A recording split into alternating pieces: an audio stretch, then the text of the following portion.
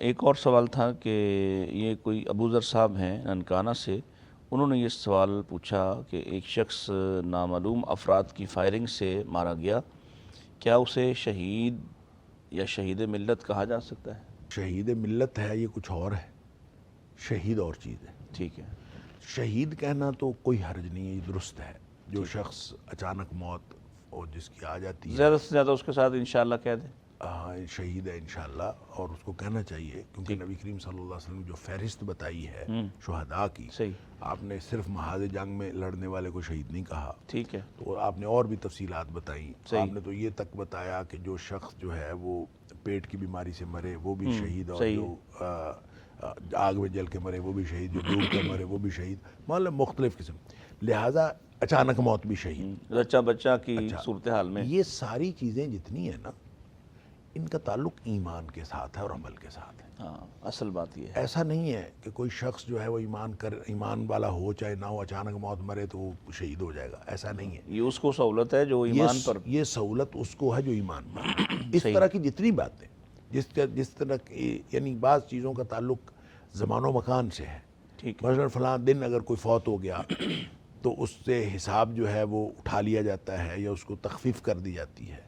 فلاں مہینے میں فوت ہوا، فلاں دن میں فوت ہوا، فلاں گھڑی میں فوت ہوا، فلاں جگہ میں فوت ہوا۔ ٹھیک یہ مختلف، نبی پاک صلی اللہ علیہ وسلم فرمایا جو شخص کر سکے تو اپنی موت وہ کوشش کرے کہ اس کی موت مدینہ منورہ میں آئے۔ اچھا، اس کا مطلب یہ نہیں ہے کہ مدینہ منورہ میں ہر شخص، چاہے ابو جہل مدینہ منورہ میں رہتا ہے نا، تو اس کو یہ سہولت میسر ہے۔ یہ سہولت ساری جو زمانی و مکانی ہے یا سچویشنل ہے، جس کا بھی تعلق ہے، یہ صرف اس کو حاصل ہے جو ایمان والا ہے، وگرنہ جو دوسرے ہیں ان کو یہ حاصل نہیں ہے۔ اب رہی بات کہ کوئی شخص جو ہے وہ شہید ہوا ہے، اور شہید ہوتے ہوئے وہ اصل میں، دیکھیں میں یہ پہلے کئی دفعہ بات کر چکا ہوں، شہادت کی موت نہیں ہوتی، شہادت کی زندگی ہوتی ہے۔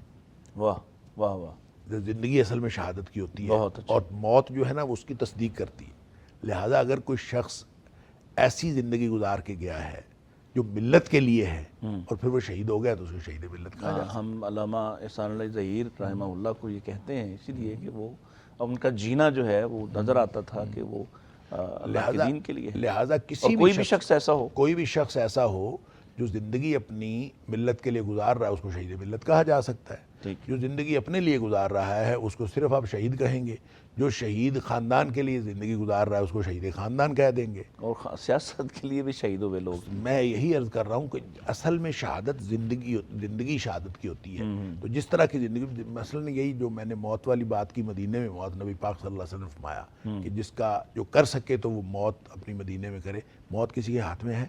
کئی لوگ وہاں جا کے بیٹھ جاتے ہیں آخر میں یہی عرض کرتا ہوں، موت تو کسی کے ہاتھ میں نہیں ہے، کسی کو نہیں پتا، زندگی ہاتھ میں ہے۔ ہاں بالکل، لہذا زندگی وہاں کر سکتا ہے۔ اس کا مطلب یہ ہے کہ نبی پاک صلی اللہ علیہ وسلم نے یہ فرمایا ہے کہ زندگی مدینے میں گزارو، تو آدمی زندگی گزار سکتا ہے، تو اس کا مطلب ہے شہادت مدینے میں بھی زندگی ہے، موت نہیں ہے۔ موت تو اللہ کے ہاتھ میں ہے۔ بہت سارے لوگ زندگی ساری مدینہ میں گزارتے ہیں، موت کے وقت وہ کسی جگہ باہر نکلے ہوئے ہوتے ہیں۔ بالکل صحیح۔ تو یہ اللہ کا کرم ہے، جو مدینے میں جس کی موت آ جائے، یہ اللہ کا کرم ہے۔